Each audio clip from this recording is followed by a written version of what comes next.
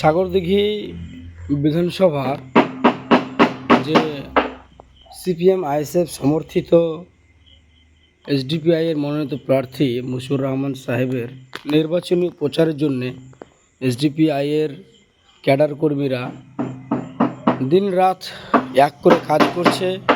এখন রাত্রি 9:30, অথচ কর্মীদের মধ্যে এত এনার্জি কাজের প্রতি দেখছেন।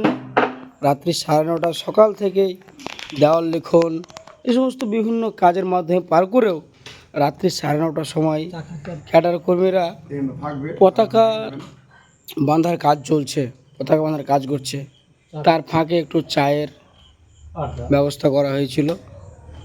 দেখছেন আমাদের সহ সেক্রেটারি আছে, বালাগাছি বুথ সভাপতি আছে, এবং আমাদের জিনারুল ভাই সেক্রেটারি আছে, এবং আমাদের সভাপতি সাহেব আছেন, সহসভাপতি সাহেব আছেন।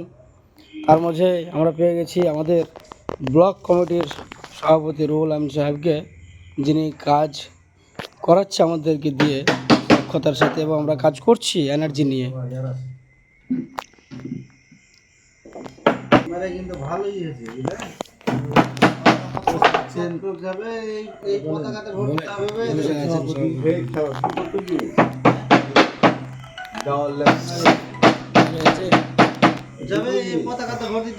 আমাদের পাটেলেগা অঞ্চলে সভাপতি সাত্তার।